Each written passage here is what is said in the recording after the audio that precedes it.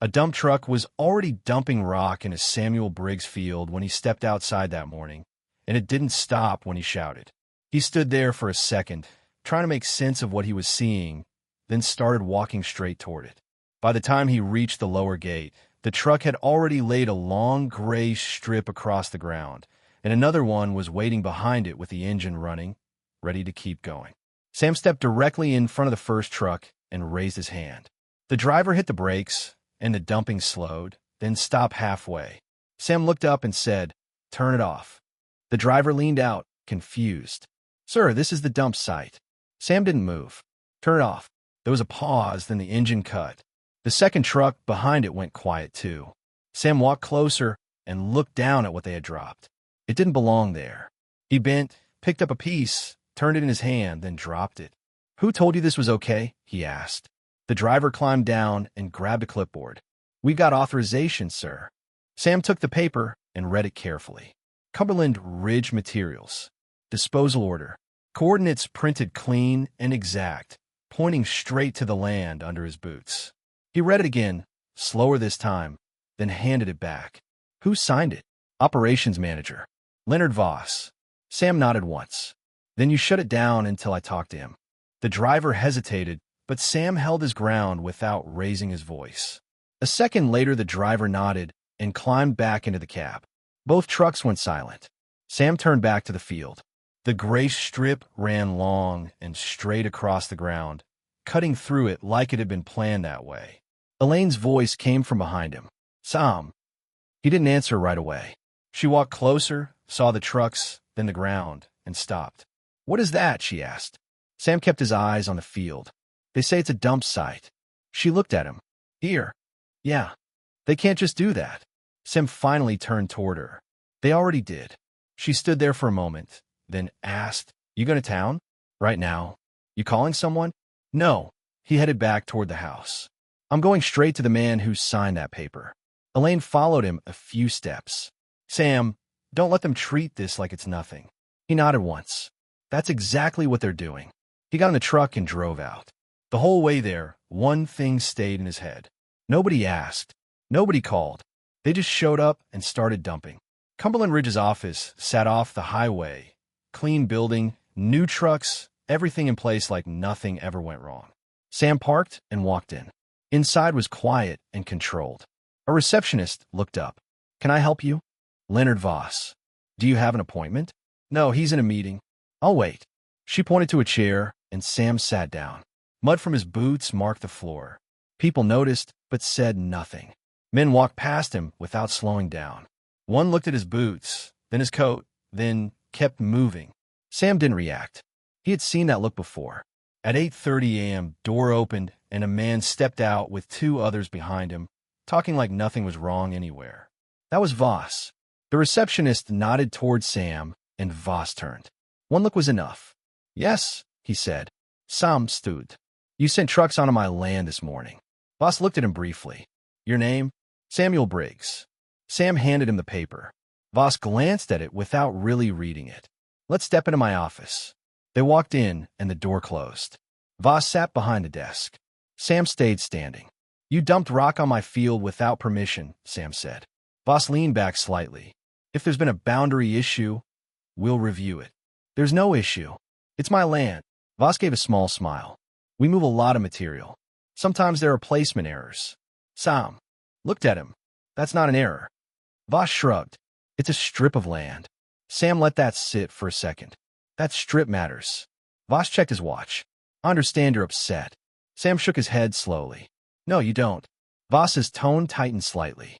"We're not shutting down operations over this. If there's compensation, our legal team will handle it." "I don't want compensation," Sam said. "I want it removed." Voss gave a short laugh. "That's not going to happen." Sam didn't react right away. He just stood there, letting the answer settle. "Then you don't understand what you just did," he said. Voss shrugged again. "It's rock. Your field will be fine." Sam nodded once. "We'll see." He turned and walked out. Outside, Sam sat in his truck for a moment before starting it. He reached into his pocket, pulled out the piece of rock, and pressed it between his fingers. It wasn't as solid as it should have been. It started to break slightly. He looked at it a little longer, then leaned back and said quietly, "We'll see." When he got home, the trucks were gone, but the damage wasn't. The gray strip still cut across the field. Elaine was waiting. "Well?" she asked.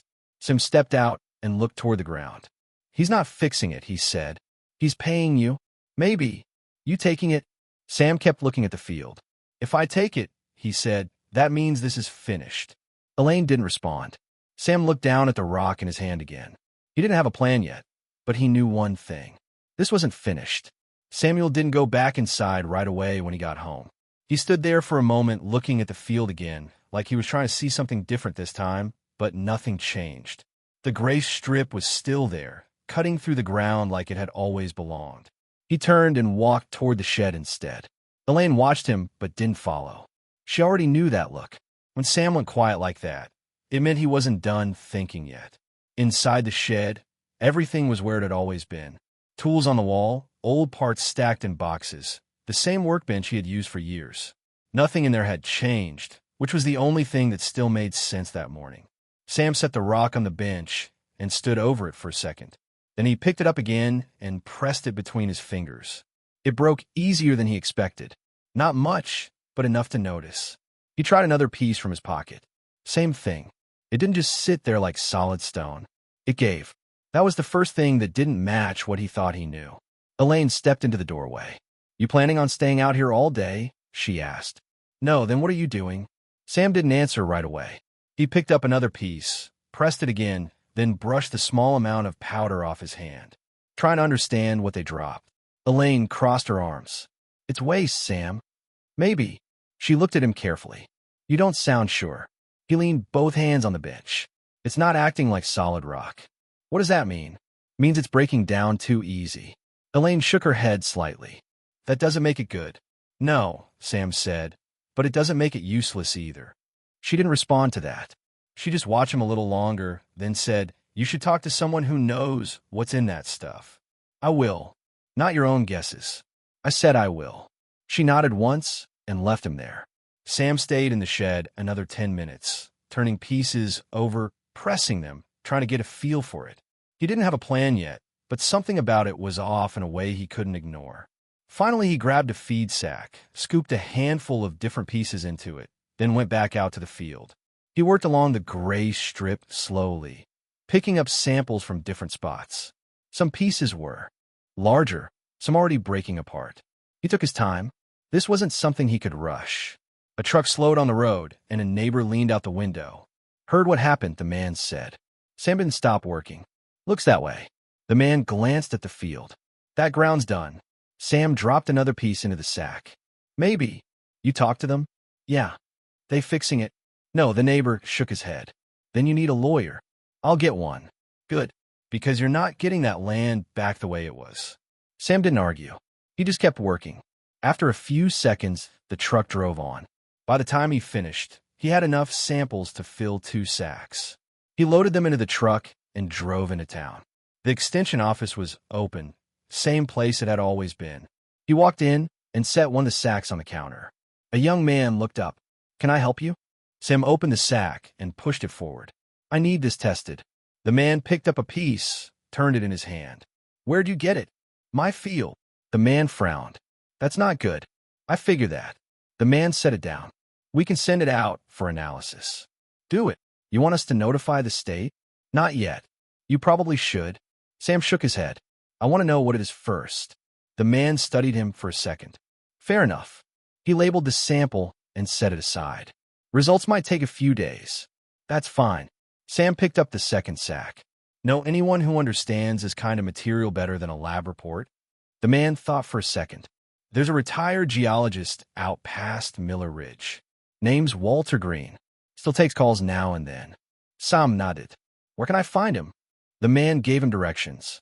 Sam didn't waste time. He got back in the truck and drove straight there. The road narrowed the farther he went, then turned into gravel. The house sat back from the road, older place, nothing special about it. Sam parked and walked up, knocked once, then again. After a minute, the door opened. An older man stood there, thin, sharp eyes, like he noticed everything whether he wanted to or not. "Yeah," he said. Sam held up the rock. "I was told you might know something about this." The man took it without speaking, turned it once, then again, then stepped aside. Come. Sam walked in and set the second sack on the table. The man emptied part of it out, spread the pieces, then picked one up and pressed it between his fingers. He didn't rush, didn't talk, just worked through it. After a minute, he said, "Where'd you get it?" "My land." "That's a problem. Can it be used?" That got the man's attention. He looked up at Sam properly for the first time. "Used how?" "To fix what it damaged." The man stared at him for a second, then went back to the rock. He broke a smaller piece, rubbed the powder between his fingers. "This isn't clean material," he said, "but it's not the worst I've seen." Sam didn't say anything. He let the man keep going. "There's mineral content in this," the man continued. "Calcium, maybe potassium, depending on the layer it came from. Not useless." Sam leaned slightly forward. "Could it help soil?" The man paused, then nodded once. "If it's ground fine enough and mixed properly with organic matter, over time, yes." "How long?" "Not quick. Give me a number." The man looked at him. 3 years before you see anything real. Maybe more." Sam nodded slowly. "And if I leave it alone, then you've got dead ground." The room went quiet for a second. Sam looked down at the pieces spread across the table. 3 years. That wasn't a small answer. "Most people would take the money," the man said. "I know. You're not most people." Sam didn't respond to that. He didn't need to. The man picked up another piece. "If you try this, you don't do it halfway. You grind it down. You mix it right. You keep at it. Otherwise, you're wasting your time." Sam nodded. "Understand." The man set the rock down. "You got the equipment for that." Sam thought about the shed, about what was still there and what wasn't. "I've got enough to start." "Starting isn't the hard part," the man said. "Finishing is." Sam picked up the sack and tied it closed. "I'll figure that out." He walked out, got back into his truck, and sat there for a moment before starting it. 3 years. That was the number sitting in his head now. 3 years to maybe fix what had been ruined in a single morning. He started the engine and drove home. When he pulled into the yard, Elaine was waiting again. "Well?" she asked. Sam stepped out, holding the sack. "It's not useless," he said. She looked at him carefully. "That's not the same as good." "No," Sam said, "but it's something." She watched him a second longer. "What are you thinking?" Sam looked toward the field. "I'm thinking they gave me a problem they don't understand." And he held the sack tighter. "And I might be able to turn it into something they don't expect." Elaine didn't answer right away. "That's going to take time," she said finally. "Yeah." "And work." "Yeah." She looked at him. "And you're going to do it anyway." Sam nodded once. "Yeah." He turned toward the shed. "Then you better be right," she said behind him. Sam didn't stop walking. "I don't need to be right," he said. "I just need to not be finished." Samuel didn't wait for everything to make sense before he started moving, because if he did, he knew he'd lose time he couldn't afford to lose. The next morning he was already in the shed before sunrise, pulling things out, checking what still worked and what didn't, not rushing but not wasting a second either. He didn't have a full plan yet, but he had enough direction to begin, and for him, that was always enough.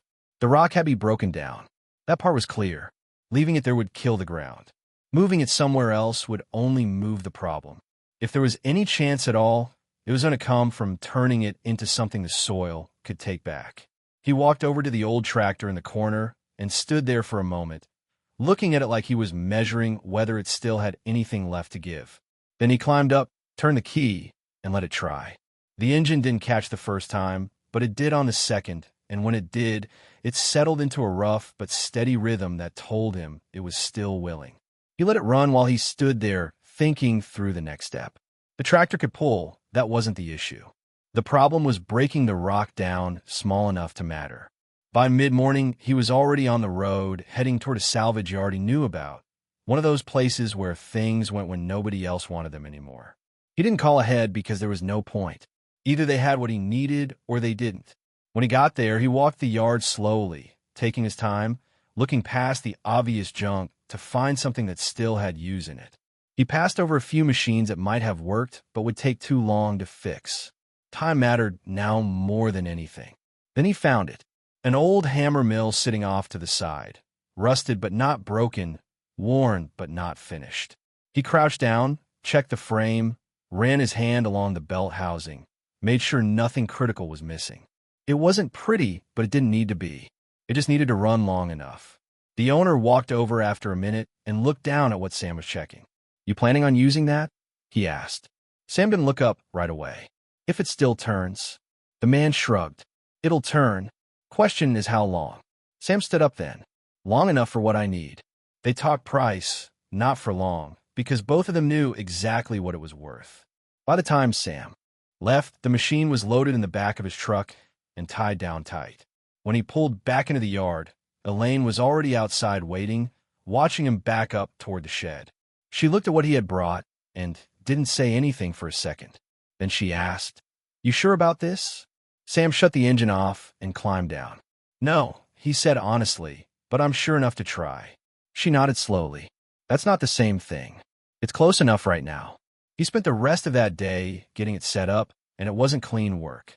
Nothing lined up the way it should have if it had been new. He had to adjust connections, make parts fit that weren't built to fit together, and take more time than he wanted to getting it steady. But by the time it got dark, he had it running off the tractor's power, and that was enough to start. The first time he fed a piece of rock into it, he didn't look away. The machine shook, struggled for a second, then caught and pulled it through. What came out wasn't powder, not yet, but it was smaller. That mattered. He ran another piece through, then another, watching each one break down a little more than the last. That was the first real sign that this might go somewhere. The next few days settled into a pattern that didn't change. He woke up early, went straight to the field, gathered material, brought it back, ran it through the mill, then took it back out and spread it again. It wasn't fast work, and it wasn't easy work, but it was steady, and steady was what he needed. Every pass through the machine broke the rock down a little more. Every day added something, even if it didn't look like it from the road. By the end of the first week, part of the strip had changed. Not enough for anyone driving by to notice, but enough for him to feel it under his boots. The surface wasn't as hard as it had been. It gave a little when he stepped on it. Still wrong, but not the same kind of wrong. That was when people started paying attention. Warren came back one afternoon and stopped near the fence again, this time getting out of his truck and walking a few steps closer. He looked at the setup, then at the ground, then back at Sam. "You're still at it," he said. Sam didn't stop what he was doing. "Yeah." Warren nodded toward the machine. "You're grinding it, breaking it down." "For what?" Sam straightened up and looked at him. "To use it." Warren shook his head slowly. "That's not going to work." "Maybe not. You ever seen anyone do this before?" "No, that should tell you something." Sam bent down and picked up another load. "Maybe it should." Warren stood there for a few seconds, then said, "You're going to spend a lot of time on something that won't give you anything back." Sam paused just long enough to answer. "And if I don't?" Warren didn't respond to that directly. "You could take the money." "I know. You should think about it." "I'm thinking about it." Warren looked at the ground again, then back at Sam, then turned and walked back to his truck without saying anything else. That kind of doubt didn't go away. It just came from different people in different ways. Some said it directly. Some didn't say it all, but showed it in the way they looked at what he was doing. Even Elaine brought it up again one night after dinner. "You don't have to do this," she said. Sam looked up. "Yeah, I do." "What?" "Because if I don't, this is finished." She didn't argue with that. She just sat there for a moment, then said, "Then you better make sure you're not wasting what you've got left trying to fix something that can't be fixed." Sam didn't answer that. He didn't have a clean answer yet. The test results came back a few days later. He picked them up and went straight back to the shed, set them on the bench, and read through them slowly. He didn't need to understand every number. He just needed to see the pattern. There was mineral content there. Not clean, not ideal, but not poison. That confirmed what he had been told before. It didn't guarantee anything, but it meant he wasn't chasing something impossible. That was enough. The work didn't get easier after that. It got heavier. More ground to cover, more material to process, more time spent doing the same thing over and over again without seeing a clear result. From the road, it still looked like damage. That was the hardest part. No visible progress to show anyone else. Just effort going in and nothing obvious coming back. One afternoon, he shut the machine down earlier than usual and stood there looking at the ground. He had covered more area now, but it still didn't look right.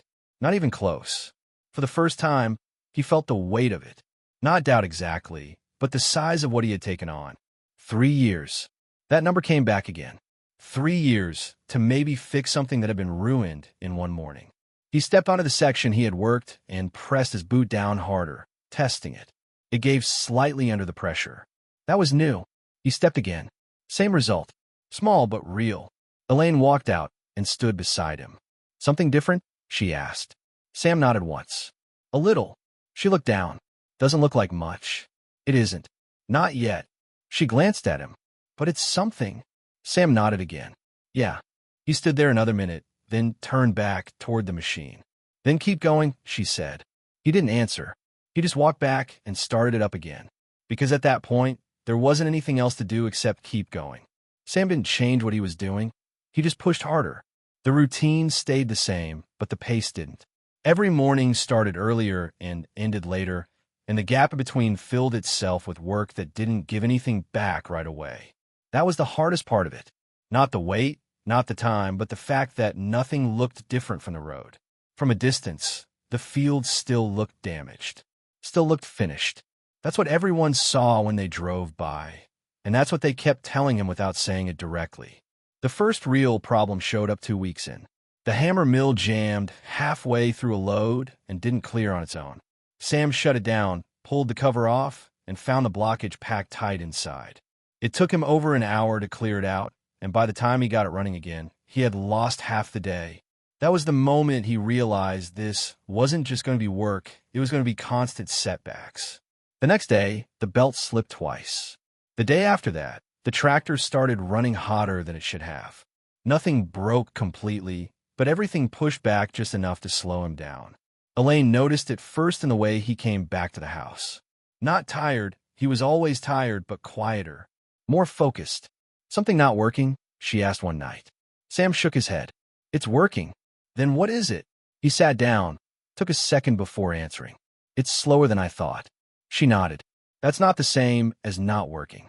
No, he said, but it means I need more time. She looked at him carefully. And you don't have much of that. He didn't answer. They both knew that part already. The next week brought a different kind of problem.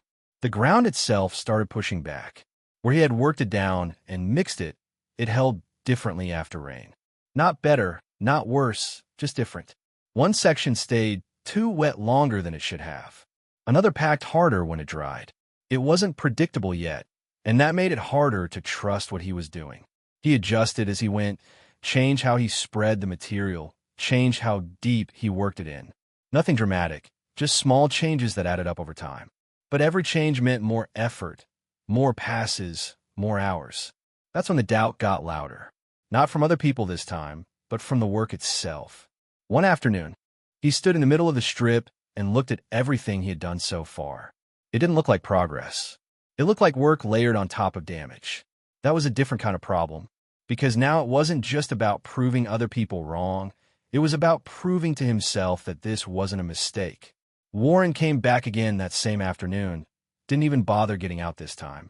He rolled down the window and leaned across the seat. You're still out here, he said. Yeah. How long you been at this now? Couple weeks. Warren nodded slowly. Looks the same. Sam didn't answer. I'm just saying, Warren went on, you're putting a lot into something that ain't showing anything back. Sam turned toward him. You ever seen something work before it was ready? Warren didn't answer that. He just shook his head and said, You're stubborn, I'll give you that, then drove off. That stuck longer than it should have. Not because it was new, but because it was starting to feel real. The next few days didn't help. The machine jammed again. The tractor stalled once in the middle of a pass. He lost another full day fixing something that shouldn't have broken. By the time he got it running again, he was behind where he thought he should be. That's when he had the first real moment where stopping made sense. Not giving up completely, but stopping long enough to rethink everything. He stood there at the edge of the field, looking at what was left to do, and for a second he saw it the way everyone else did. Too much work. Not enough time. No guarantee it would pay off. That's when Elaine came out and stood next to him. She didn't say anything at first. She just looked at the ground the same way he was. You thinking about stopping, she said. It wasn't a question. Sam didn't answer right away. I'm thinking about how much is left. That's not what I asked. He looked at her then. If I stop now, what happens? She didn't hesitate. Then this is what it is. He nodded once. That's what I thought. She looked at him carefully. And if you keep going, Sam looked back at the field. Then maybe it changes. She let that sit for a second. That's not a promise. No, he said, it's not. But it's enough. He didn't answer, but a few minutes later he walked back to the tractor and started again. The first real sign didn't show up all at once. It came in small ways, subtle enough that nobody else would have noticed. One morning, after a light rain, he walked across one of the sections he had worked weeks earlier and felt the difference under his boots. The ground didn't hold water the same way. It wasn't pooling like before. It was moving through.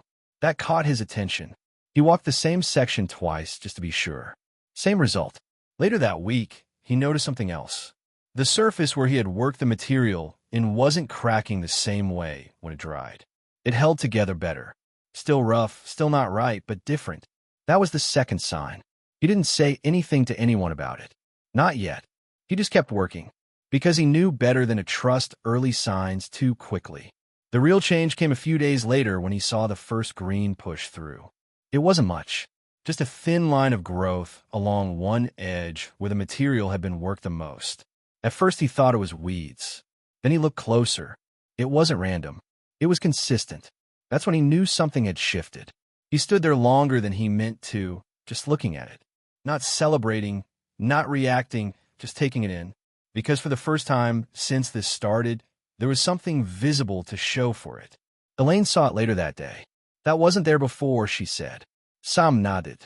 No, she looked at him. That mean it's working? He didn't rush the answer. It means it's changing. That was enough for her. Word spread after that. Not fast, but enough. People who drove by started slowing down a little more. Some stopped. Some didn't. But they noticed.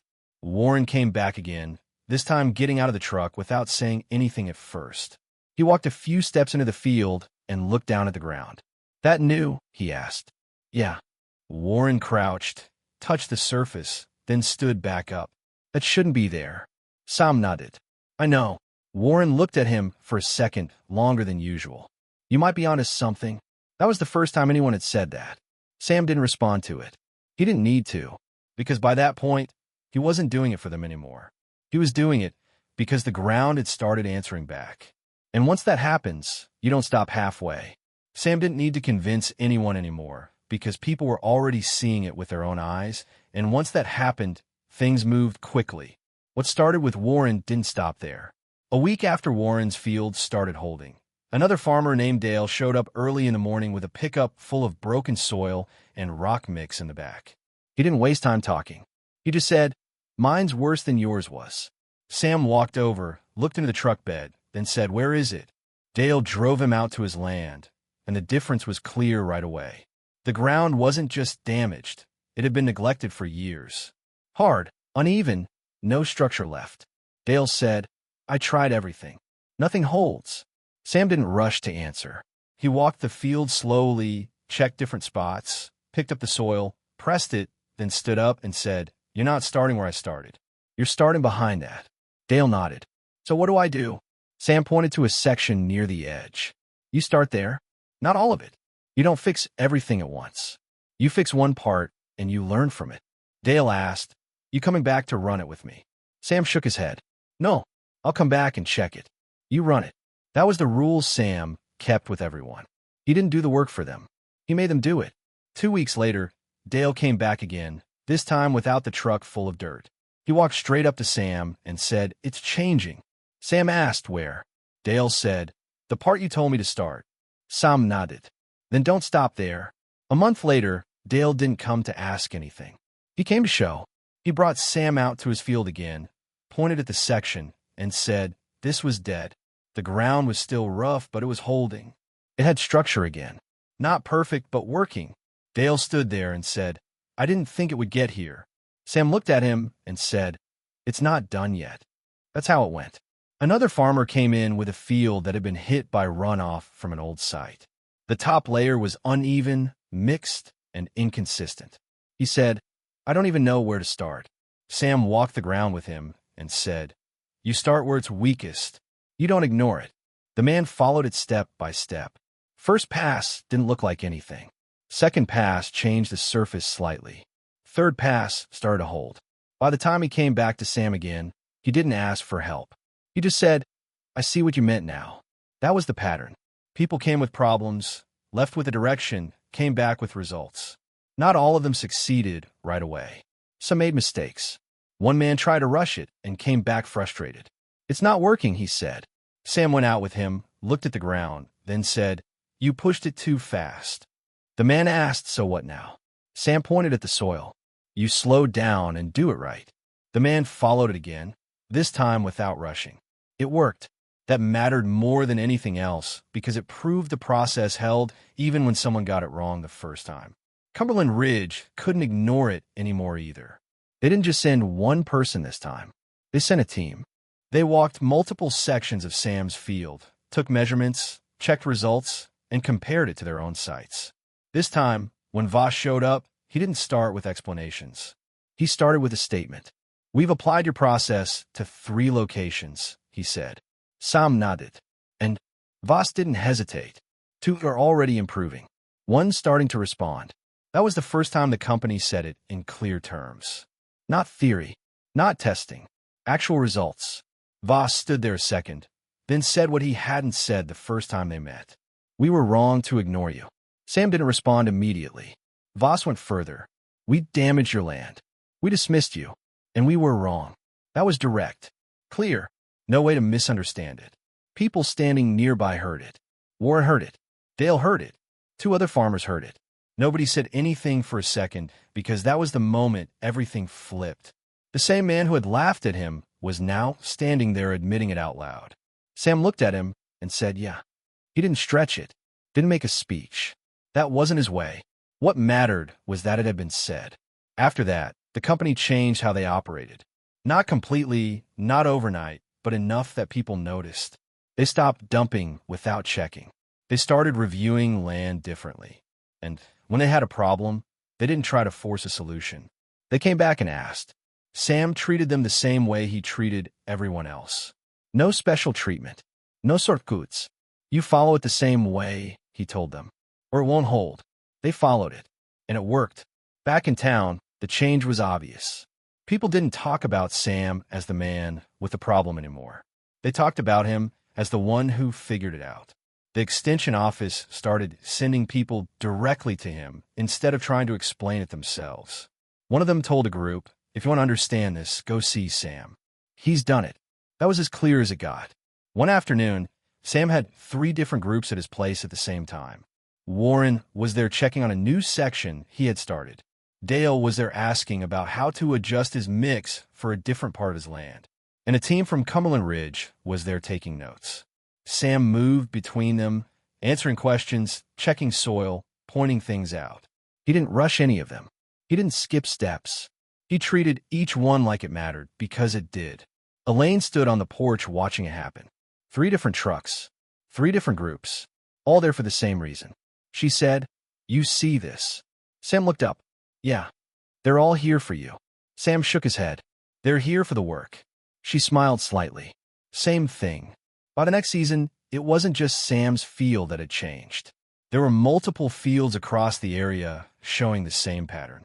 Not identical, but clearly following the same approach. You could drive down the road and spot the difference if you knew what to look for. That's when it became undeniable.